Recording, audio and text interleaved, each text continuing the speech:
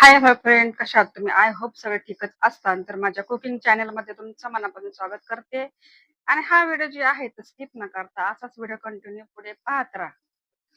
आणि रिक्वेस्ट आहे फ्रेंड्स, की व्हिडिओ जेवढं होईल तेवढं शेअर पण करा आणि माझ्या व्हिडिओला लाईक करा, चॅनलला सबस्क्राईब करायला अजिबात विसरू नका.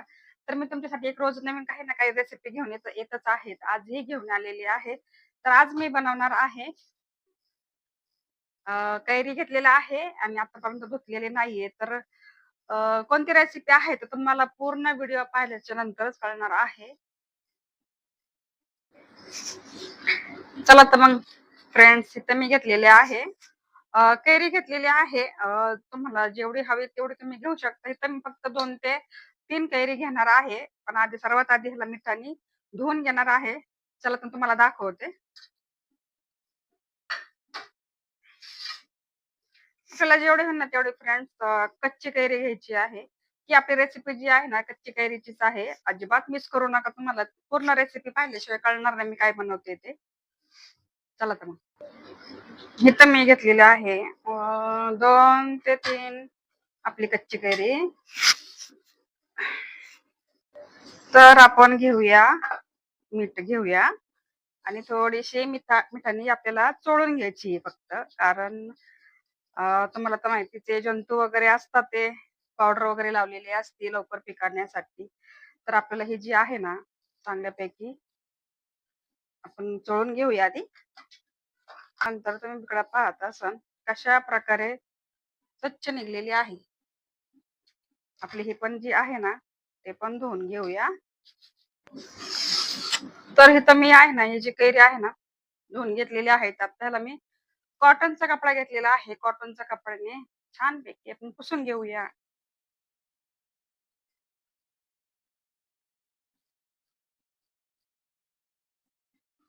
तुम्ही अजून ओळखलं का नाही काय माहिती रेसिपी मी कोणती बनवत आहे. कारण आता उन्हाळा तर इतका कडक चाललेला आहे. घराच्या बाहेर पडणं म्हणजे खूप अवघड. तर हे तर मी जी आहे आपली कैरी सोलून घेतलेली आहे. आणि हे तोंड का कापून घ्यायचं आहे त्याला चीक आहे. ते चीक आपल्या रेसिपीमध्ये नाही पाहिजे त्यासाठी काढून घ्यायचे. इथं मी 2 घेतलेला आहे. आणखीन एवढी चिरून घेते. ओके, कापून झालेलं आहे.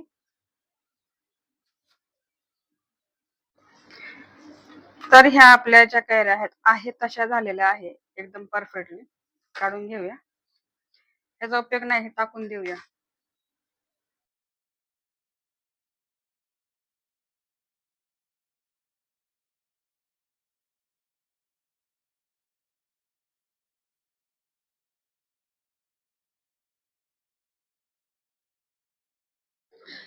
तर तुम्ही पाहिलंच असेल की कैरीवरची जी साल आहे ते मी काढून घेतलेली आहे आणि त्याचे छोटे छोटे तुकडे करून घेतलेले आहे. आणि जी त्याची आतमध्ये जी कुई वगैरे होती ती साईडला काढून घेतल्याच्या नंतर मी इथं जे तुकडे करून घेतले होते ते तुकडे जे आहे ते मिक्सरच्या भांड्यामध्ये टाकल्याच्या नंतर थोडंसं नॉर्मली पाणी टाकायचं आहे. खूप असं पाणी टाकायचं नाही. आपल्याला एकदम प्युरी जी आहे तर परफेक्ट अशी पाहिजे. कारण ज्यावेळेस आपण ह्याला आटवणार आहे तर त्यावेळेस खूप वेळ लागवण्यासाठी गॅसचा खूप वाया नाहीच गेला पाहिजे. त्यासाठी आपल्याला जे आहे तर पाण्याचा वापर इथं कमी करायचा आहे. मिक्सरमध्ये जे तुम्ही पाहता असाल की प्युरी मी खूप छान अशी मऊसूत करून घेतलेली आहे. तर तुम्ही इथं पाहता असाल की चाळण घेतलेली आहे. मी चाळण पण कशासाठी पाहिजे ते पण तुम्हाला दिसत आहे की आपल्या चाळणीच्या साहाय्याने जे काय आहे आपलं कैरी जी मिक्सरमध्ये प्युरी करून घेतलेली आहे त्याला ना पूर्ण अशी गाळून घ्यायची आहे. कारण जी त्याच्यामध्ये काही बारके बारके छोटे मोठे तुकडे राहतात ते पण साईडला निघले पाहिजे. साली वगैरेचा तुकडा वगैरे पण काही नाही गेला पाहिजे. एकदम प्युरी जी आहे तर परफेक्ट अशी मऊसूत झालेली पाहिजे.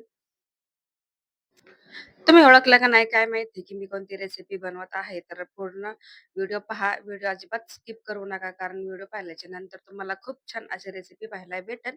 तर इथे तुम्ही पाहता असाल की जी मी प्युरी आहे ना खूप छान अशी काढून घेतलेली आहे आणि एकदम परफेक्ट अशी झालेली आहे.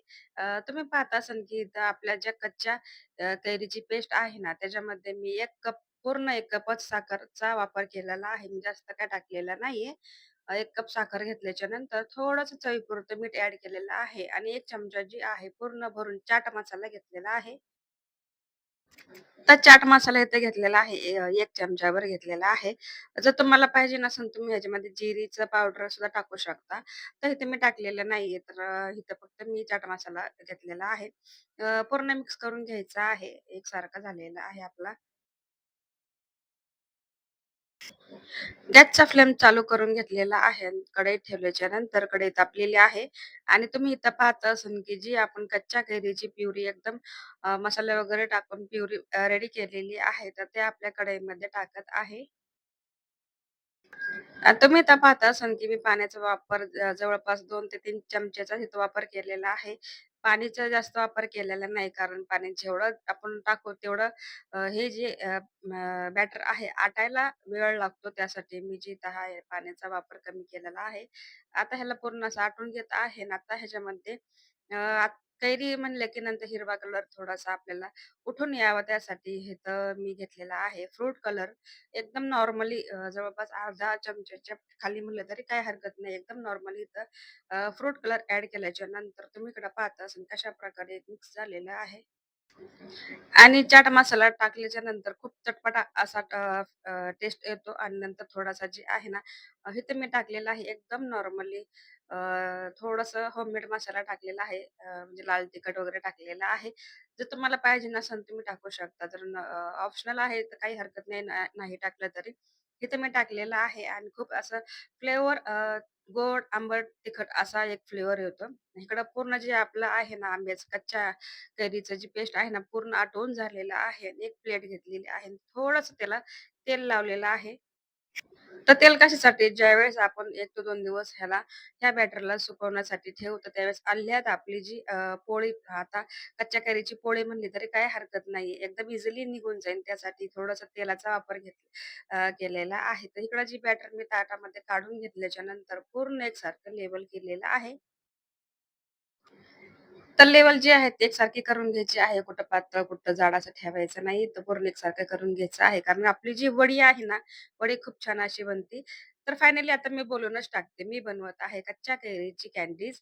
तर सगळ्यांना आवडणार आहे. लहान मुलांना, मोठ्यांना सगळ्यांना आवडणार आहे आणि कैरी हा सगळ्यांनाच खूप आवडते आणि त्यापेक्षा जर आणखीन त्याच्यापेक्षा टेस्टी जर काही कैरीपासून बनवत असेल तर खरंच ना, खायला मजा येते का नाही? तर हे तर मी 2 दिवस माझे जी कैरीची ही आहे ना पोळी एकदम उन्हामध्ये ठेवलेली होती आणि त्याला मी चांगलीपैकी रेडी झालेली आहे. ह्याला 1 तो 2 दिवस आहे ना उन्हात वाळवा, नाहीतर मग फॅनच्या खाली जरी ठेवलं तर काही हरकत नाही. तर तुम्ही तर पाहता असाल की थोडंसं मी कट करून घेतल्याच्या नंतर इकडे तुम्ही पाहत असाल की माझी जी कच्च्या कैरीची जी पोळी आहे ना एकदम व्यवस्थित निघलेली आहे. तर आपण एका तर ते मी चॉपरवरती ठेवलेले आहे. कारण मला इझिली अशी कट करता येईल त्यासाठी. तर आपल्याला तुम्हाला जे शेप हवा आहे ते त्या शेपमध्ये तुम्ही इथं कट करू शकता. तर इथं मीच चौकोनी कट करणार आहे. तर तुम्ही इकडे पाहत असाल की कशाप्रकारे माझी जी कच्च्या कैरीची जी कँडीज तयार होत आहे. तुम्ही इकडे पाहता असाल की इझिली अशा कट झालेल्या आहे. जेली टाइप झालेला आहे. खायला तर तुम्ही जर जर टेस्ट केली ना तुम्हाला कळेल की खरंच कैरीपासून इतकी छान रेसिपी बनू शकते का? आणि एवढ्या उन्हाळ्यात जर तुम्हाला काही थंडगार खाऊशी वाटत असेल तर हे थंड पण आहे आणि खूप छान पण लागते. जेवणाच्या नंतर तुम्ही खाऊ शकता. कुठं तुम्ही ट्रॅव्हल्समध्ये जर जायचं असेल तुम्ही घरच्या घरी बनवून घेऊन जाऊ शकता. एकदम खूप छान अशी टेस्टी वगैरे होतात. तर मी ह्याची जी लेंथ आहे ना, ते असे म्हणजे खूप जाड वगैरे ठेवलेली नाही. एकदम मीडियम ठेवलेली आहे. कारण उन्हात जेणेकरून वाळण असं ह्या पद्धतीने ठेवलेली आहे. तर जेली टाइप झालेली आहे आपल्या कच्च्या कैरीची जी कँडीज आहे ना, खूप, खूप, खूप छान झालेली आहे. फायनली डिश पण माझी रेडी झालेली आहे. तर तुमच्यासाठी एक मी तोडून पण दाखवणार आहे, की फक्त असं दिसावं की नाही, की रेसिपी कुठं फसन काय असं ना, काही नाही. एकदम परफेक्ट अशी बनते. फक्त व्हिडिओ पूर्ण पहा. व्हिडिओ पूर्ण बघूनच रेसिपी बनवा. तुम्हाला सगळं त्यातले काय आहे ते कळेल. तर तुम्ही इकडे पाहत असाल कशाप्रकारे सगळीकडनं एकसारखी साईज झालेली आहे. आणि फायनली तिकडे मी डस्ट केलेला आहे शुगरचा आणि खूप अशी माझी डिश आहे रेडी बनून झालेली आहे. तर कशी वाटली माझी कच्च्या कैरीची कँडीज? तर फायनली डिश झालेली आहे आणि हा व्हिडिओ मी जी आहे ना इथंच एंड करते. तर ज्यांनी हा व्हिडिओ माझा पाहिला असेल त्यांचा मनापासून आभार मानते आणि हा व्हिडिओ इथंच एंड करते. व्हिडिओ आवडला असेल तर व्हिडिओ लाईक करा, चॅनलला सबस्क्राईब करायला अजिबात विसरू नका. भेटूया रोज असं नवीन काही ना काही रेसिपी सोबत. तोपर्यंत स्वतःची काळजी घेता. सर्वात महत्त्वाचं खात राहा आणि जेवढं होईल तेवढं फ्रेंड्स प्लीज शेअर करायला पण विसरू नका.